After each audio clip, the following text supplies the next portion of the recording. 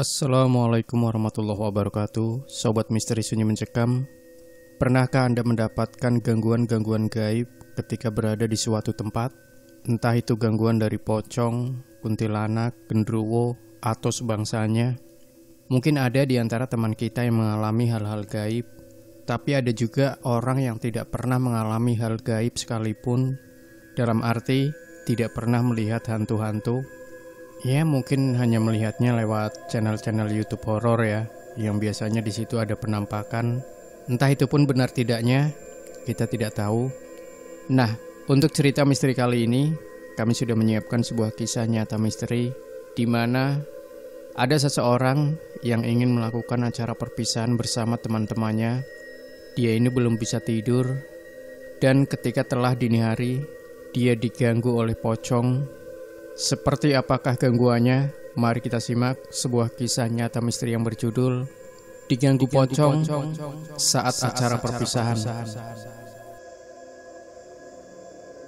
Kisah misteri ini berawal ketika kami mengadakan acara perpisahan kuliah. Rencananya kami akan mengadakan perpisahan di villa, karena bulan saat itu kebetulan sekali adalah musim liburan sekolah, jadi kami sulit sekali mendapatkan villa yang kami inginkan. Untungnya teman punya villa yang cukup bagus dan tepat untuk acara kami.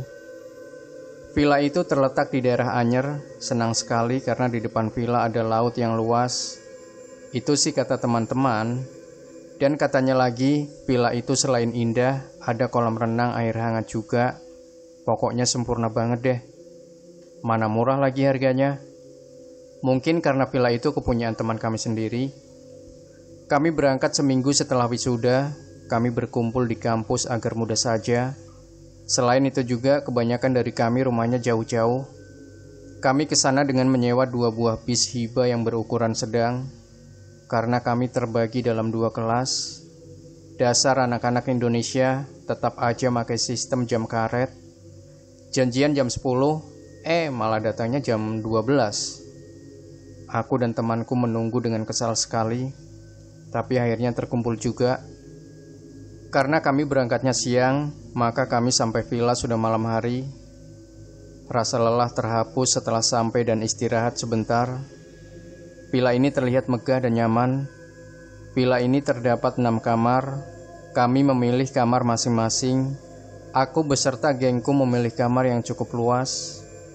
Maklum kami berjumlah 5 orang. Ternyata ada 6 orang lagi yang tidak kebagian kamar. Tapi tak apa-apa. Toh mereka laki-laki. Setelah acara makan malam, kami berkumpul di ruang tengah. Ada yang main gitar, ada yang main kartu, walau tidak memakai uang, dan ada juga yang sekedar ngobrol-ngobrol santai. Tanpa sadar, waktu telah menunjukkan pukul 00:15 malam. Yang tertinggal hanya aku dan 3 temanku yang sedang bergosip ria. Teman-teman sudah pada tidur semua. Tengah asiknya kami bercerita, tiba-tiba pintu depan terdengar ada yang mengetuk. Duk duk duk duk duk. Suaranya kencang sekali. Dengan kesal aku bangun untuk membuka pintu.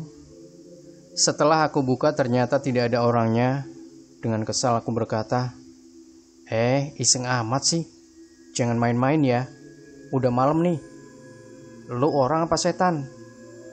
Belum selesai aku berkata, tiba-tiba aku melihat dari arah kanan seperti bayangan putih mirip dengan orang yang telah dibalut kain, dengan kata lain pocong.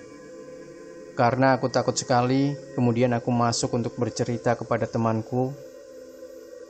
Aku bercerita kepada temanku, dan ketika aku sedang bercerita, tiba-tiba pintu diketuk kembali. Kami serentak kaget dan takut sekali, karena tiba-tiba kami mencium bau bunga kuburan yang sangat menyengat sekali.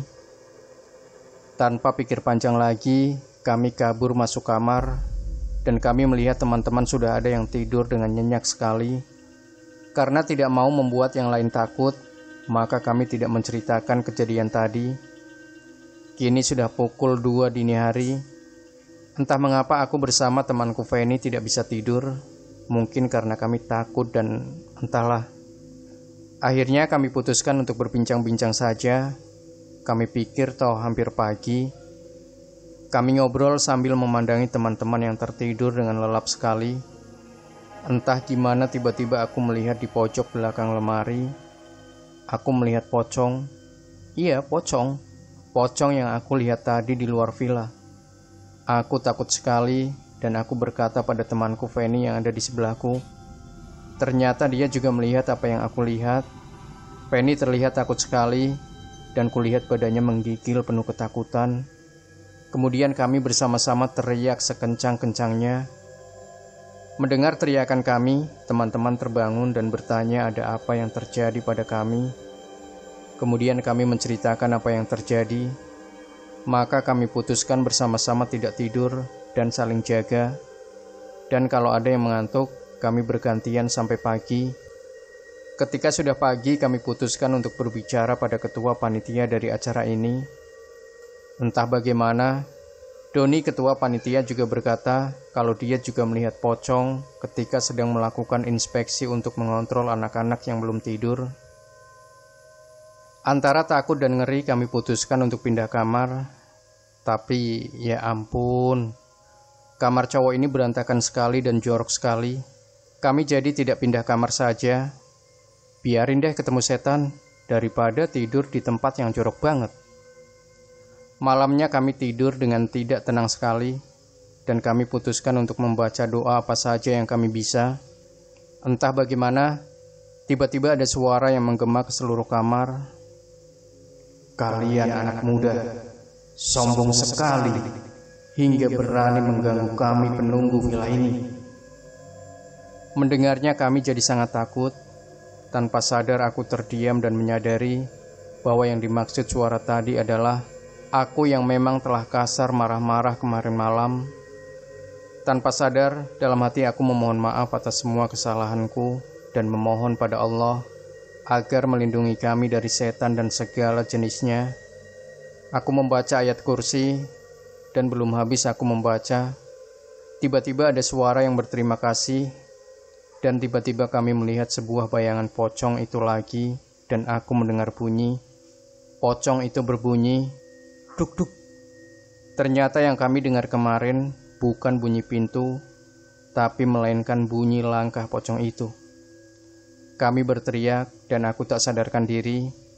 Kata teman-teman, aku tadi malam kesurupan dan mengoceh yang tidak karuan. Untung saja ada orang pintar yang menolong. Akhirnya kami selamat dan pulang ke Jakarta dengan penuh sukacita, penuh dengan pengalaman yang mengerikan sekaligus pelajaran buat kami. Demikian Sobat Misteri Sunyi Mencekam. Jangan lupa berikan komentar Anda, like, share video ini, subscribe channel Sunyi Mencekam, dan kembali nantikan cerita-cerita misteri terbaru dari kami. Wassalamualaikum warahmatullahi wabarakatuh.